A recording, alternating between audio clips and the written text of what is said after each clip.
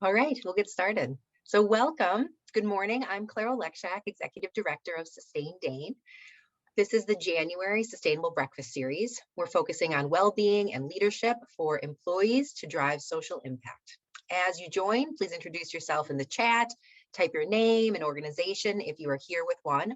After the program, we'll have networking. There's a link in your registration email, and we'll also put it in the chat. During the presentation, please share your comments, your reflections, and your questions as we go. Welcome to our new members who have joined us since the October SBS meeting. New members include Virant, 7 Acres Dairy Company, Dane County Extension, Third Coast Advisors, Free Bikes for Kids Madison, and in addition, welcome to 10 new individual members. Also, I'd like to recognize our incredible ongoing program partners and our supporting forest and tree members. And also thank you to all of our LEAF members. Membership is a great way to join Sustain Dane Network and support our work. There's a place for everyone. Benefits include complimentary attendance to programs like this SBS and more. A few program announcements. We have the Climate Action Program. 140 people have pledged to make a climate action in the areas of transportation, food, energy investments, ripple effect, or another category. The goal is to complete the project by Earth Day, and you can still join us. In the chat, we'll put in the link. Our Accelerate Sustainable Workshop, Group 1, is meeting Wednesday, February 16th at 8:30 a.m. Networking is going to be Wednesday, March 23rd, and we anticipate both an in-person and a virtual option. And then our Master Recyclers program, the first group will start on April 7th. So now on to today's program. For the January Sustainable Breakfast Series, we're featuring a conversation on leadership and well-being and the intersection and interconnection to drive social impact. This is especially important as we work to address holistic sustainability, environmental health, social well-being and equity, and a just economy. People are at the center of sustainability. The panelists will explore leading with your values in the moment and those moments that are going to make a difference. We're also going to hear about local and national employee trends, small but impactful actions you can take to support team members, creating safety at work for people to be who they are, and bringing sustainability into all levels of an organization. A recording of the program will be sent out afterwards, and we encourage you to share it with others in your organization who may benefit from the conversation. Thank you for joining us. Welcome to Sandy, who is our moderator for today. Good morning, everyone. Thank you so much for joining us. I am so honored to be moderating our panelists today. We have a great group of people leaders and culture change makers who are making a difference in their organization and in our communities. So I will first start off with Sarah. Why don't you go ahead and introduce yourself to our group? Excellent. Thank you, Sandy, and good morning, everyone. Really happy to be here with all of you and this fabulous group of panelists. I'm Sarah. My company is called Zing Collaborative, which I started in 2013. My background before that was in the corporate world and just became really passionate about supporting leaders to be as effective as possible. So in 2013, pivoted out of the corporate world and started Zing Collaborative, which is what I do today, working with teams and organizations and leaders in the space of leadership and people development. Thank you, Sarah. Mark, we'll have you go next. Great, thank you. Good morning, Sandy. Good morning, everybody. Glad to be here. My name is Mark Richardson. Also, like Sarah, in 2013, I got the entrepreneur bug and left the Urban League, where I was heading up partnerships and fundraising, and started my own thing, if you will, called Unfinished Business. And we focus in 3 areas. One is talent attraction and acquisition for companies, career coaching and for individuals, and diversity, equity, and inclusion consulting, because they're all hand in hand. So for me, this is a holistic look. You can't have one without the other. And so all parts of my business inform the other. Thank you, Mark. And Nyra. Hi, thank you, Sandy, and good morning, everybody. Thank you for having me on this panel. My name is Nyra Jordan. I'm one of the social impact investment directors with the American Family Insurance Institute for Corporate and Social Impact. And in that role, I get to work with amazing entrepreneurs like Mark and Sarah to partner around innovation, ways to be more innovative in solving critical social issues. And in my role, I oversee our climate and community resilience space, as well as our economic empowerment and justice reform work. And I also work internal to American Family to make sure that our company is more inclusive to individuals that have been justice involved. Thank you, Nyra. And before we get started, I would like to open the chat to you all. So if you have questions in the audience that you would like to ask our panelists, please go ahead and enter them in there. We'll do our best to get to some of those if we can. And we do have 10 minutes at the end for some Q&A. And so I guess my first question for our panelists today, why well-being and why leadership, and why now? Why is this something that leaders should be looking to invest in? Nyra, why don't we start with you? So why this now? Why this conversation? Is that the question? Yes. Yeah, I think it's important for corporations and companies, whether you're a small enterprise or a large corporate entity, to really have intentional discussions and conversations around how you create inclusion and well-being for employees. I think we all have been in the situation of a pandemic. We've seen social justice movement kind of reactivate, if you will, in 2020. And I think there's this realization that what's happening external to our the four walls of our company isn't separate for our employees, that we have to take all of these things in consideration. So it's important that we think about individuals as whole people. I'm old enough to remember a time when you walk into your workplace and you left whatever was going on outside those walls in your car and you're at your home. You didn't bring that into the workplace. And I think companies are starting to realize that those things aren't separate. And if we want our employees to be high performers, if we want them to be engaged, if we want them to be supportive of the work that companies are doing, that we have to recognize the whole people and the whole self. And so when we talk about inclusion, it means not only inclusion from racial, ethnic diversity, gender, sexual orientation, all of those things, but it's also including what individuals are experiencing in their personal lives and what's happening in society, and those things can't be separated. Mm-hmm. Mm-hmm. Sarah? That's great. And to build on that, I think a couple of things come to mind for me. So number one is in the last couple of years, from my observation, overall mental health is the lowest that I've ever seen it in the years that I've been running my business. So the level of burnout that people are experiencing and just overall mental well-being is quite frankly the worst that I've observed. So on an employee level, it feels really timely to look at, to build on what you said, not only how can we support people at work, but how can we support people as whole individuals. And it feels like people are holding so much outside of work right now, from just collective societal stress to childcare issues to, trying to be a person in this world. And then we're bringing that all to work. So it's really kind of a compounding situation where we need to take care of each other more than ever. And then on a company level, companies, I feel like we're doing the hardest thing that we've ever done in terms of trying to figure out how to have a successful company in this time. A lot of leaders that I work with have said it's so deflating to keep making plans and then never actually be able to follow through on those plans because something changes. So on a company level, if we're going to work toward the results that we want to get and get through this time, we need people to be at their best. So investing in them and supporting them and developing them feels particularly timely in this time of collective challenge as well. Mm-hmm. Mm-hmm. Mark? Why now? Well, now because what we're doing in most cases is unsustainable. This is unsustainable. Nobody asked for this, for COVID and all the things that came with it. But in having to live through this and having to manage through this, this gives us the one thing we didn't have before that, which is an excuse to look at everything.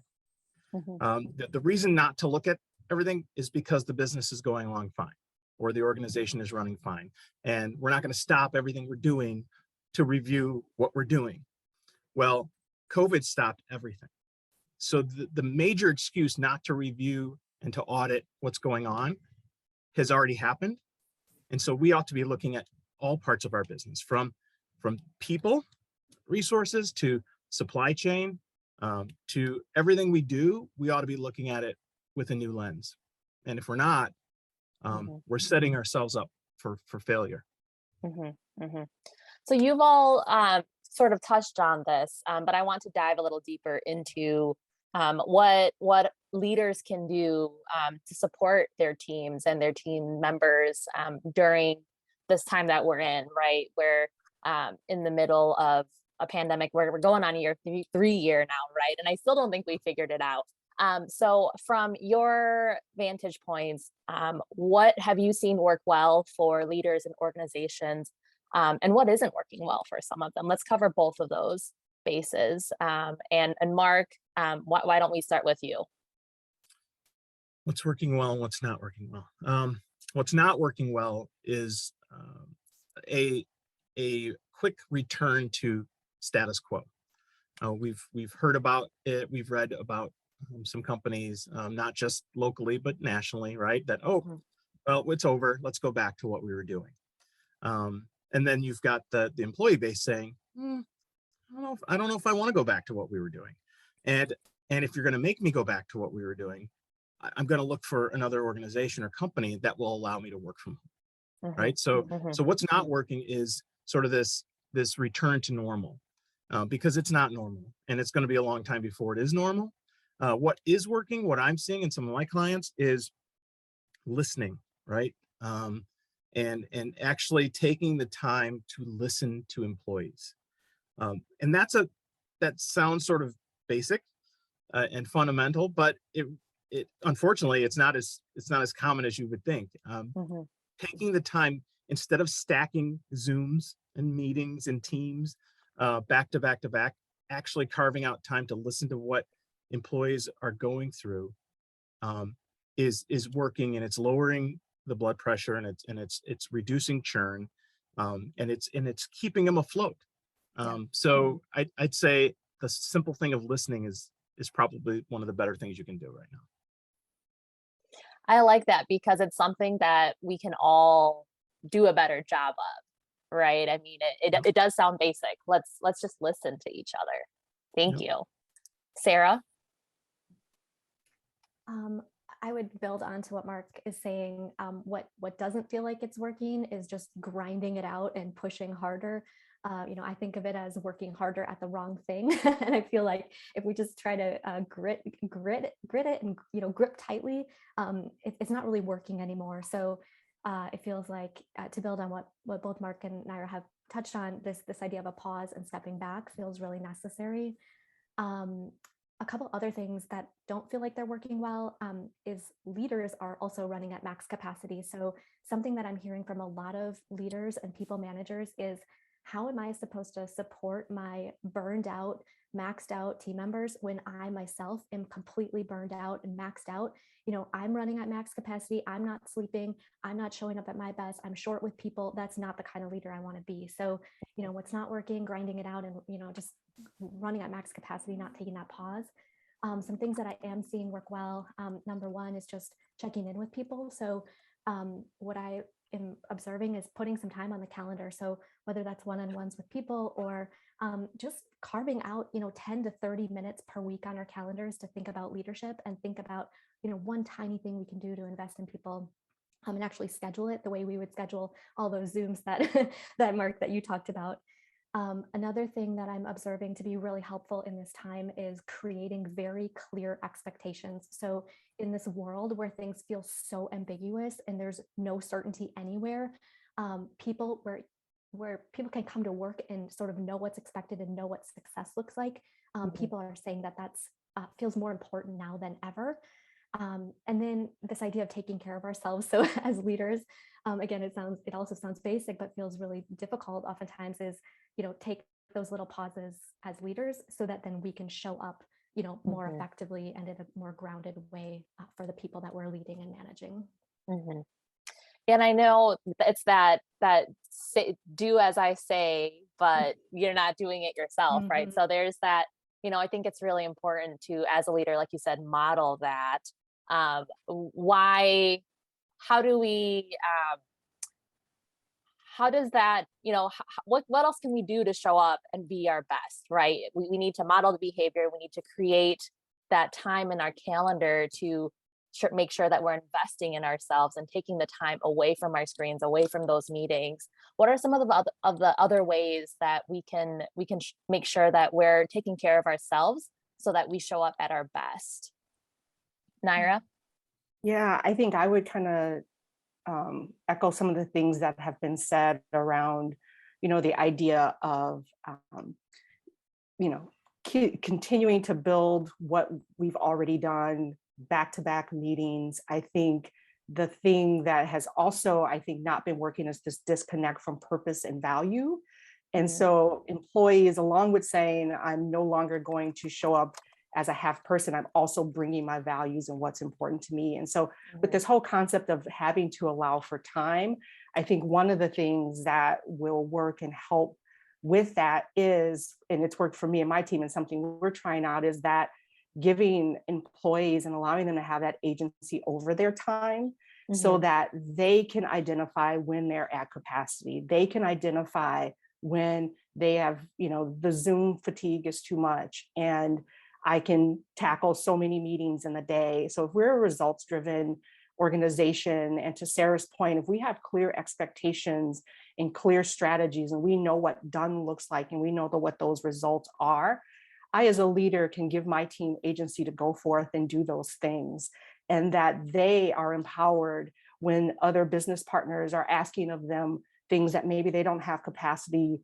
to engage with at the time. Maybe there are other priorities that are conflicting. So being able to allow employees the time with my backing, with my support, and with my trust in them as professionals to Mhm. be able to manage their self-care, manage their time, and understand what is expected of them as an employee. And so I feel like that is another way that we used to laugh, like, butts in seats, sitting at your desk used to be the marker of, look at that employee, they're doing so much because I can physically see them. Mhm. We're remote, and not only is that an antiquated way of thinking, even if we weren't remote, that's just not how we can continue to work. And so thinking differently about what success looks like, arming our employees with the right information and the right resources, and then enabling them to go forth and do good work. Mhm. Right on. I want to echo something Nyra said. It was maybe in the middle there. She said prioritize, right? Prioritize. And that to me goes to the heart of this, which is what are we putting priority on? Are we putting priority on being busy? Mhm. Is being busy a commodity, right? What is, or should we be prioritizing other things? And if so, as a leader of her team, Nyra is prioritizing, self-care for her team. So she can check calendars and she can see who's got back-to-backs and who's putting space in. And as a leader, she can recognize those individuals that have carved out space in their calendars for themselves and recognize them for that versus for being busy, right? So the priority now isn't how many meetings can you have in a day. The Mhm. priority is, can you get through the day, have as many as you need to have, and still have your brain in one piece at the end of the day, right? So Right. there's a shift in priority. Absolutely. And I think knowing, to build on that even further, Mark, knowing what the actual priority is, or the couple of priorities. So, some of you have probably heard the origin of the word priority was at one time singular. And oftentimes now there are 100 priorities on our list. And so what are the top 3? What are the top 2? What does success look like this quarter? And does everyone know where they're aiming toward so that people can leave at the end of the day and feel successful? And I think, oftentimes in the absence of that clarity or knowing what the priorities are, people just keep working harder because it's a never ending treadmill versus Mhm. knowing I'm making progress on the company's priorities. And then I can, go home at 5:07 or whatever it is, because I've I've worked toward that thing that we've all agreed on as being most important.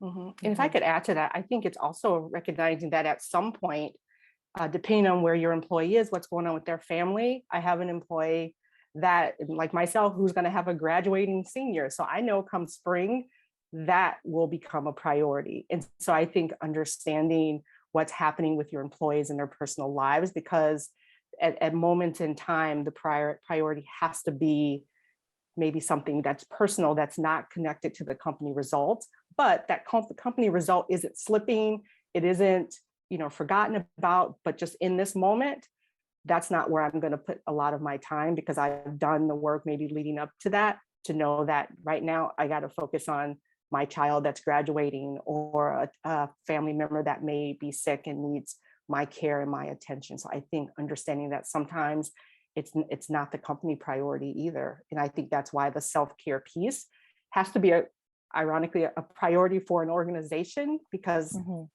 if our employees are not well and our employees are not focusing on where they need to be, it's just, to Mark's point, it's not going to sustain anything in the long term.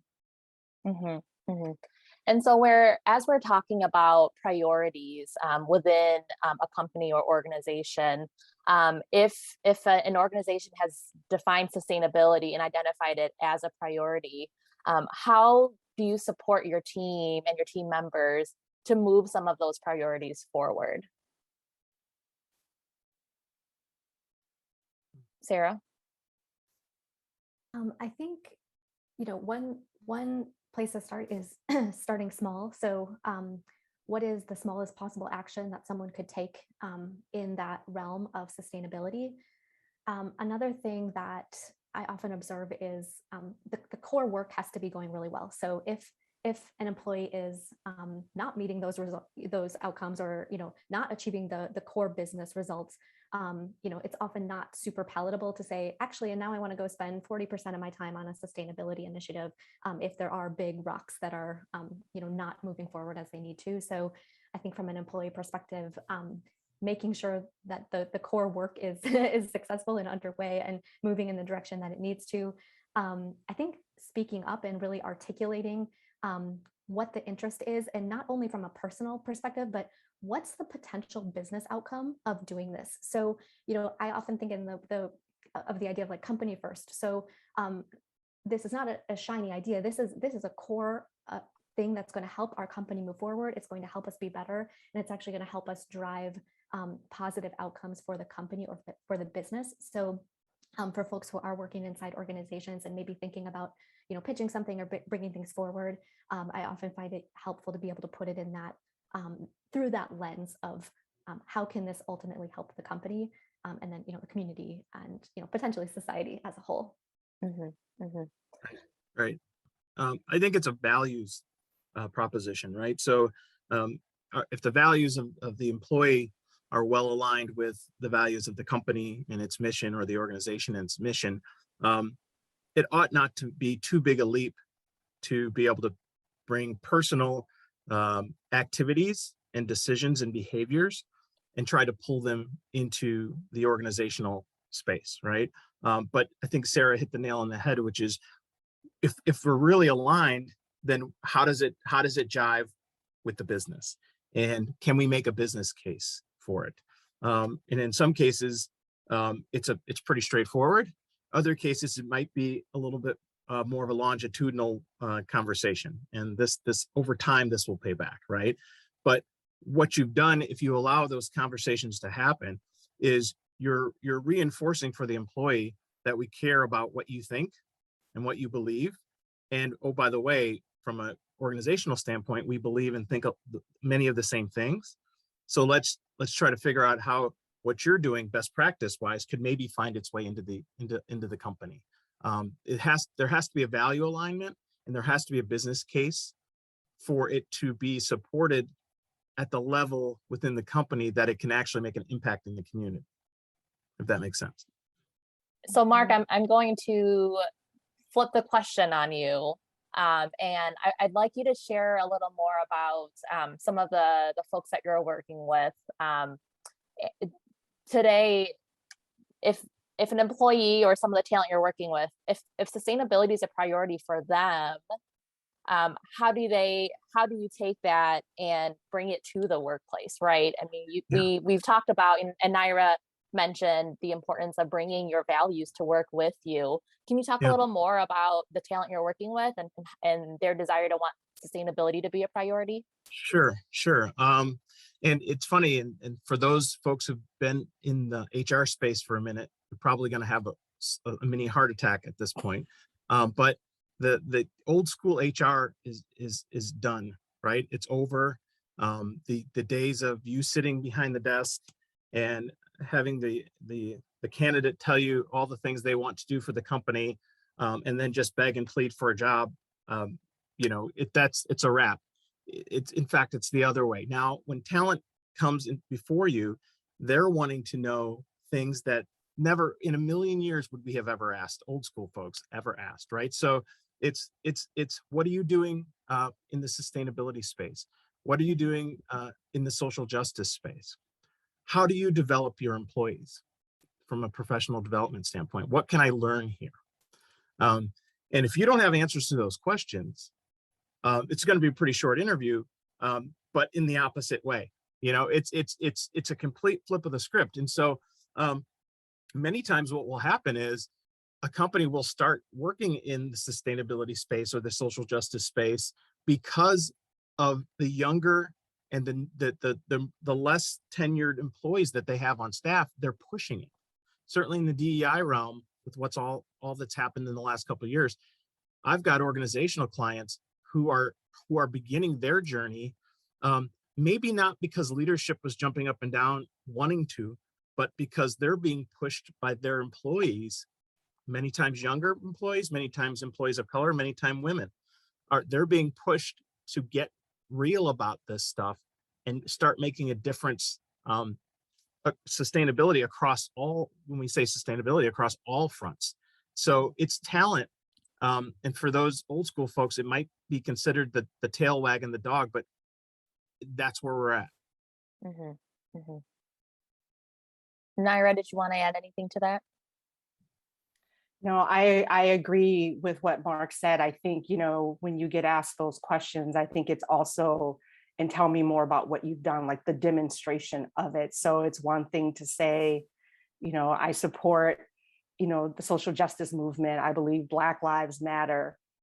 Then I think the follow-up is, okay, so what have you done and how have you contributed to systemic change? And what does that look like in your organization? And so, for us, I wanted to comment when we were talking about the sustainability piece. So much of the work that AmFam has stepped into over the last years around environmental sustainability, social justice, that has been grassroots employees.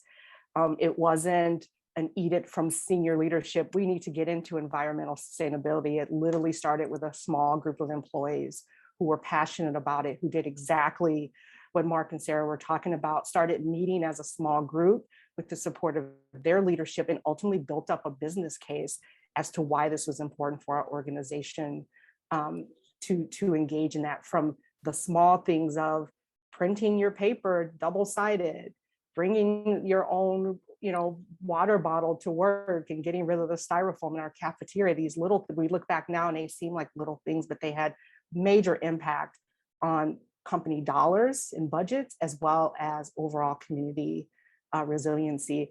And I would say from the social justice side, I think Mark is also right. We think about diversity, equity, inclusion, and people say, yes, we have a strategy and we're committed to that. For us, we've took that a little step further, and we think about that as well as communities that have been over-policed, over-incarcerated. We're here in Wisconsin, in one of the states that has one of the highest incarceration rates of Black and Brown communities. And so we can't ignore statistics like that, because when we think about access to employment, access to housing, access to education, all of that has an impact. So when we talk about DEI, we also think about justice involved or system involved people, and what's our role in making sure that as an employer, we are providing access to them for employment, and hopefully influencing our peer organizations and others to also, if they aren't already in this space, to give thought to that as well. So that holistic view of what sustainability and well-being looks like is the approach that we take. I should put a plug in for Nyra. She recently did a TED Talk on this very topic. And so I encourage all of you to go out and listen to that after this session here this morning. So thank you, Nyra. Thank you for that. Sarah, did you want to speak a little about, so we've been talking about employees and talent and their interest in bringing sustainability into the workforce. As someone who works with organizations and businesses, do you see interest among socially responsible businesses and organizations to invest in this? Absolutely. And just to build on the conversation from the employee perspective, I think it is an awesome time for this. And one thing that I'm observing from the employee perspective is often there's a lot more that a person can do than maybe what meets the eye. So sometimes, in my coaching practice, sometimes folks will come to me and the initial thing on their mind is, I need to quit. For whatever reason, I need to quit. I'm going to look for a new job. And sometimes that ends up being the outcome. But one thing that we often work on is how can we maximize the current state so that we optimize and make things as good as they can possibly be and maximize the impact that you are going to have within your current sphere, and kind of expand that as much as possible. And then you can still make that choice to either stay or leave, but then you're comparing a really good set of options. So you're comparing the best possible expression of where you are now with the other possibilities of what's out there. And, to build on Nyra, what you said, which I loved, is the styrofoam cups or the, bringing your own water bottle or whatever it is, those things maybe seem really small, but if you start to look at, like you said, the dollars and the impacts, that's really significant. And that was probably one person's idea or one person's initiative that they championed and moved forward. So from the employee perspective, how can we start small to maximize the impact we have, even if it's within our own sphere of influence, which might not be the whole company at first. It might be our department or our team or whatever, but how can we start there? And then from the employer perspective, yes, absolutely. And I think, one thing that comes to mind as we're talking about this is the market is so competitive right now. So, so many companies have open roles. I'm hearing from a number of colleagues and friends that, people are applying to jobs and their asking salary is 30% or more above the highest threshold of the range for that position. So people, there are a lot of opportunities out there right now in the market. And so from a company perspective, to build on Mark, what you said earlier, this is a differentiator. It can be a differentiator. Companies that are doing things in the space of sustainability, companies that are investing in people. So another thing that I'm observing now, which is an area of passion for me, is it doesn't just cut it anymore to go send your team members to a random 2-hour seminar and call it leadership development. Like, that is not cutting it. So the companies that are really pioneering some of this, in my observation, is there's programming, it's ongoing, there's an ongoing investment in people. It's not a one and done kind of thing. And then that gives people a path so that they can stay within the organization and continue to increase their impact within that organization itself. So that was kind of a long answer to your question, Sandy, but yes is the short answer. Well, right on though. It's employee specific, right? It's recognizing you are different than the person next to you, right? And this whole thing is about understanding that our employees are not singular, and hopefully as we push on are not, and the employee base is not homogenous, right? So it's in recognizing the individual employee, helping them make a path so that they stay. And I'm gonna say that the people that are working in the social justice space and sustainability for organizations and for companies, these are the people who are going to be running these companies. This is your young talent that has expressed an interest in a given passion, a given business model, and they're willing to do the work to prove it, out, right? So this young talent is going to run your law firm, is going to run your insurance company, is going to run your manufacturing company, right? So they might be, and probably for some senior leaders, they might be a royal pain in the what right now, but these are the employees that are actually going to stay if you listen to them, and they're going to run the company and make sure that it continues to be successful. And I think that's what you just said is so important, because I think what will be necessary is for leaders to kind of step out of what how they have worked, what they may like or prefer as a leader, step out of that to look and see, okay, what is this emerging workforce, and as they talk about like rising workforce, this changing demographic that has different needs, different perspectives, like what do they need? Because I've been in the workforce for so long, I'm seeing this a different way. I think that is what's going to be required of leaders, to step out of I don't even say their comfort zones, but maybe belief systems or thoughts around how work should be executed, where it should be executed, to say what is out there, what is new talent saying, and I need to listen to that. And while it may not align to what I'm used to, and just because it's not what I'm used to, it's not wrong, it's not ineffective, it's not unproductive, it's just different. And so I think opening to that and realizing that, I think that's going to be imperative for leadership. And I think senior leaders that may be disconnected from levels of the organization that are engaged in the work, I think it's going to be necessary for them to maybe get a little closer, get a little bit more proximate, or really arm their managers that are closer to that workforce to try things and do things a little differently than what they've done. Because I totally agree with what's been saying. Talent is advocating for themselves, they're advocating for their colleagues, and it's no longer, I'm going to just put my head down and go to work, because I think, as it's been said before, I've got options. That's such a good point, Nyra. And if I could just ask one question, I'm curious, Mark and Nyra, what you both think about this. But one thing I've seen go well as compared to not so well, to build on what you're saying, Nyra, is with team members, I've seen this go not so well when a team member is so passionate about trying to fix every single aspect of the organization at once, where it's like, this is broken and this is broken and this is broken and this is broken, and they want to fix everything, and it's coming from a place of passion, but to leaders it lands in a way that it doesn't land well oftentimes. It's not able to be received, as opposed to a team member maybe who's really passionate about one area of this, whether it is related to inclusion or sustainability or whatever it is, and they can champion that and lead that and step into that and make real concrete progress on that. And it's maybe one focused initiative versus spraying the fire hose at all the different things. And I've seen that make a real difference in how much impact can be made. Mark and Nyra, have you observed that as well, or what's been your sense of, for those people who are really passionate, like the best path forward to be able to create that change? Right. Go ahead, Mark. No, ladies first.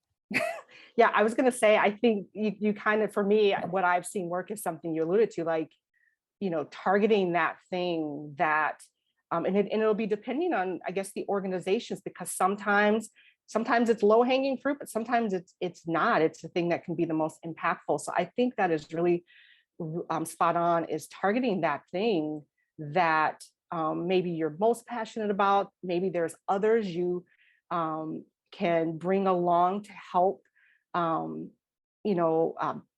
champion that change and drive that forward. And I think it's demonstrating the impact of that, because I think sometimes if you are, and I may, over the course of my career, have been guilty of this because I'm passionate about all these things. I think the message gets lost and starts to dilute, and now you become this person that's just, okay, the passion can be misunderstood as something else, as negative, when that's not the intent. So I think really having something very targeted that you feel very strongly about. When I talked about the small team of individuals that really, I would say, launched sustainability at American Family. They really focused on one thing, and it was like the styrofoam cups in the cafeteria. And that became the focus. That was something that they were able to execute. And then they actually built that trust to now what else can we do? Now people are listening because now they're seeing the impact to the bottom line, the impact to the budget. Because if you're not close to this work, that's something that seems really small, like we've said, but when we looked at it, the impact on the bottom line was significant. And so it just starts to build that case and build that trust to do even more. So I personally have seen that targeted approach of starting with something that you really can move the needle on, and then build to things that may be more complex and require more resources from an organization. And the only thing I'll add to that is it's a chance to develop the employee, right? So if it's a younger employee that's passionate about a lot of things, right, and wants to, like you said, that's wrong and that's wrong, well, maybe it's not all perfect, but maybe it's not all wrong, right? Let's focus, right? And if you can focus that individual, if you can focus that employee on one of the things that they feel is most wrong, now you've set up a path for them to tackle a challenge. And while they're tackling the challenge, they're also figuring out what it means to lead. And I think where some of our young employees get in trouble is if they don't have the leadership immediately above them. In other words, their manager, their supervisor shuts them down and calls them out instead of calling them in, and doesn't groom that individual. The people who are running companies today didn't start running companies, the second they showed up, nor will these kids. They need to be groomed and they need to learn to lead. And so if you can find something that they're passionate about already, they're more likely to be willing to learn to lead because you're giving them an opportunity to have their voice be heard. So it's both ways. It's not just fixing the problem. We're grooming a leader. And if this young professional can help fix this problem, we might have a leader. And then we go on to the next problem. So how do we train our supervisors, our managers to be able to get to that step? Nyra, I'm thinking about your TED Talk where when AmFam wanted to enter this space to support criminal justice reform and those that were looking to get back into the workforce, it required training managers, right, to learn how to best support these new people, this new culture that was coming into the workforce. And so as you have passionate people who want to move DEI forward, want to move sustainability forward, how do we train our managers and supervisors to best support those employees? Yeah, I would say for us, it really started across, DEI, whether it was justice involved individuals, we were talking about racial, ethnic diversity. I think it's, first of all, level setting what's true, and really dispelling stereotypes. When we talk about justice involved individuals, the first kind of reaction many people had was someone that is walking out of a jail or prison and showing up at HR looking for work. So they're thinking unskilled, no talent, all of these, the uneducated, all of those things were what initially came to mind for some folks when we started to talk about this, and that's just not the case. Many individuals that are struggling to find work that have been justice involved are college educated, are highly skilled, have many past offenses happened years ago, but continue to show up in background checks, and companies disqualify people for many reasons. So the first part for us was just really letting folks know what was true. And then I believe working with community organizations and really understanding for ourselves, people-centered language. We don't say felons, ex-cons. We don't use those words. So really thinking people-centered in how we talk about our colleagues. So that's why I always say justice involved or system involved, because it doesn't, many individuals that have been impacted by this have not been incarcerated, but maybe there's a charge that keeps showing up that keeps preventing them from entering the workforce. So I think understanding all of the complexities and the aspects of that and dispelling the stereotypes, educating on what it means to be inclusive, and then really letting them know what top talent exists when you think DEI. We've had individuals that have been justice involved joining our organization that are outperforming their colleagues. So I think all of that goes into having, but I think that requires us having real conversations and people feeling comfortable to say the word so that we can say, well, we're not going to say that, we're going to say this. I think it's not reprimanding, it's let's have an honest conversation, let's understand where people are, and then let's train on the realities, and then with compassion help everybody along in this process. I enter this not thinking that everyone is prepared to fight or push against something that's uncomfortable, but I prefer to lead with the belief that people just don't know, and that there needs to be some level of understanding that needs to be built. And that has seemed to be the best approach that has worked for us. Mm-hmm. Mark or Sarah, anything to add? I keep coming back to time. Nyra said, to have what it means to be inclusive, right? And to have these conversations. And where I see most organizations and companies falling down right now, it's their refusal to make the time to have them, right? So I often tell my clients, whether it's a talent attraction and acquisition process, or whether it's DEI, that we're going to be intentional about our work. And these aren't going to be faster conversations. And they're not going to be easier conversations. In fact, they're going to be slower and they're going to be harder, but they're going to be better. And so until we make a decision to slow down and create and make the time necessary to have said conversations, you don't move the needle on any of it. Mm-hmm. And that's whether it's a new business model as it relates to sustainability and what we're doing for products, and downstream, what are we doing with waste, or whether we're talking about DEI and attracting new talent. You're right. If you're not going to make the time to understand and to set across the organization to socialize why we're doing this and why it's important, then it's just going to be blips. It's just a training. I mean, it's not a training.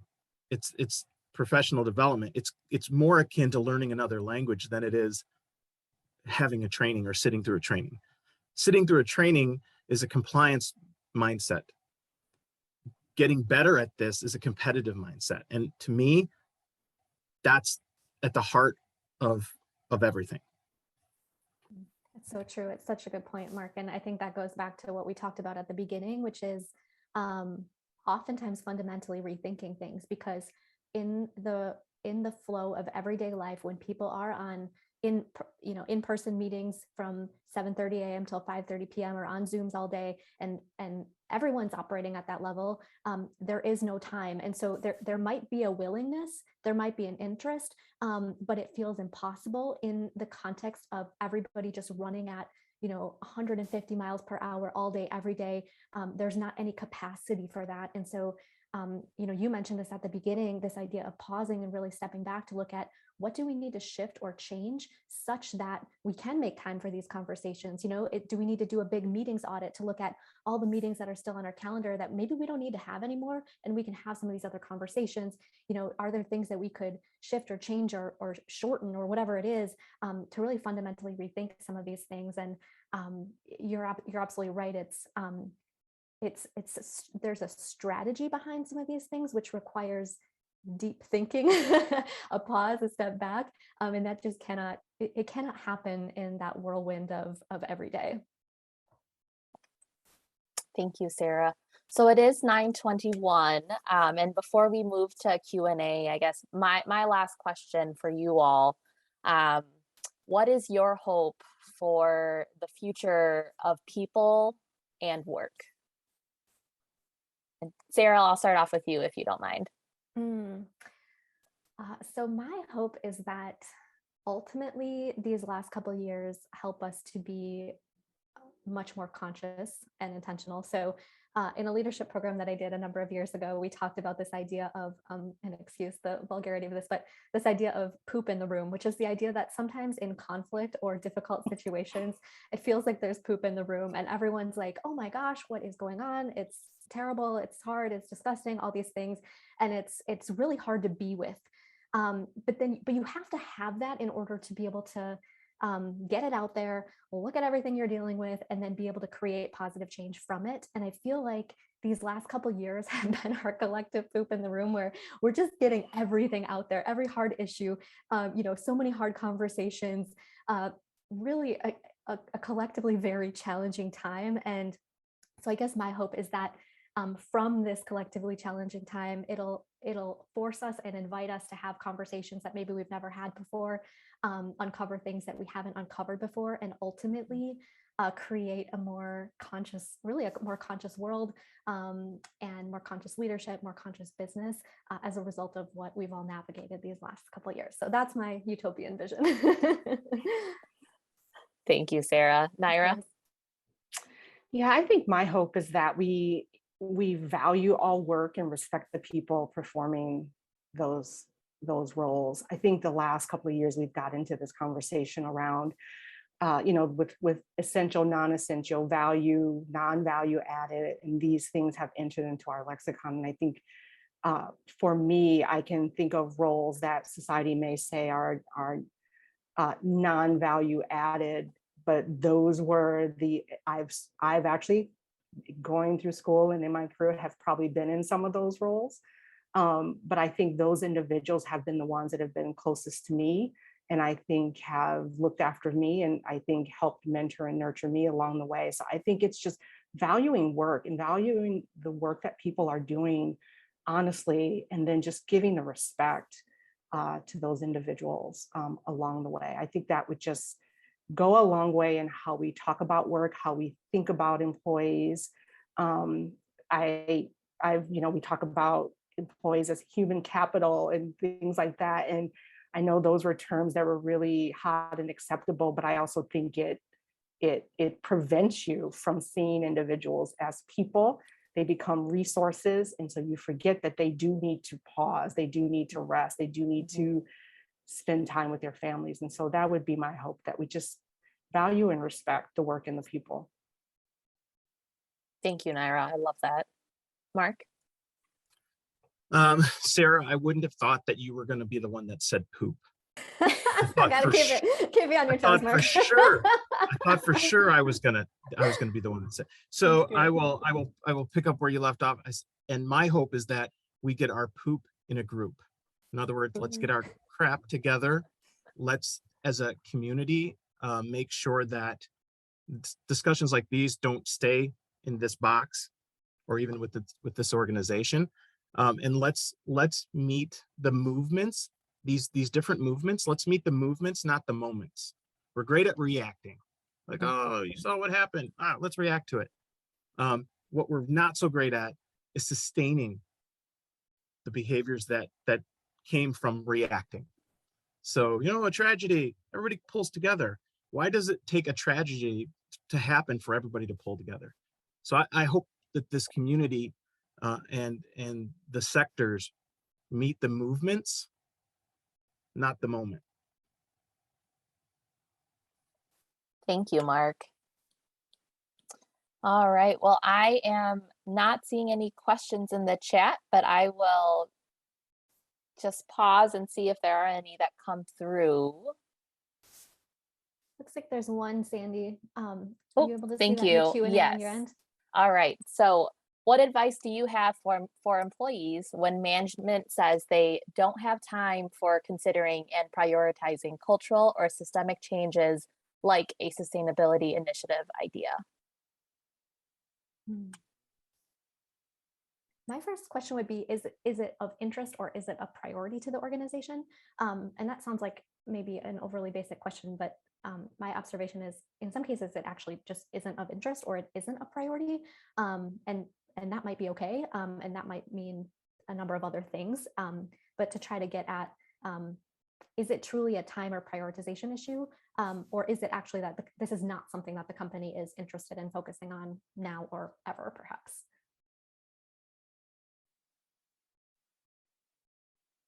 I don't know, Nyra or Mark, do you have anything else you would add to that?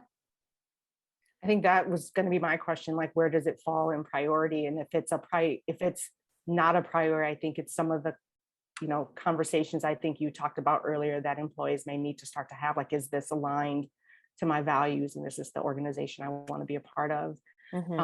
But I think if there's an appetite and then having that discussion with leadership, they feel like, oh, it's a resource thing or it's a time commitment thing. I believe that's when that employee can maybe start to think about what could that look like if they started small, and offering up those ideas if it is something that the organization wants to maybe think about getting involved in.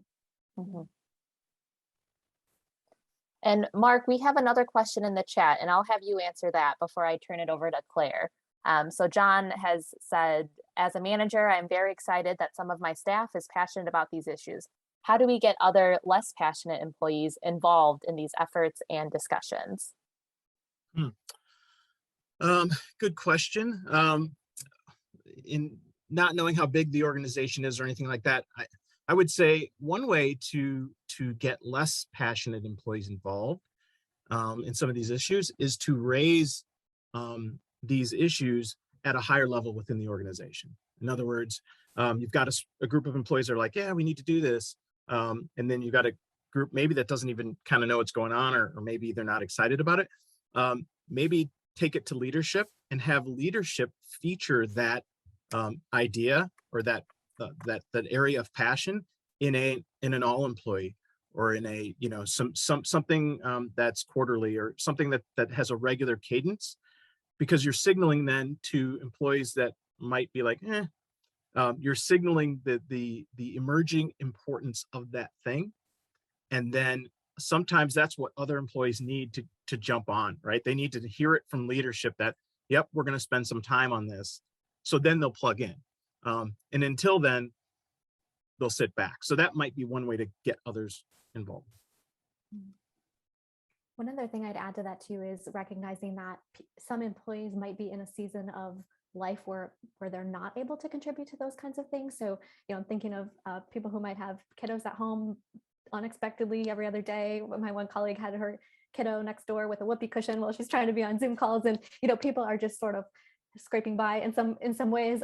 So having perhaps grace for the fact that in this moment there might not be passion because there's not capacity, but perhaps in a month or a couple weeks or 6 months or whatever it is, there might be. So recognizing those seasons of work and life and how things might evolve accordingly.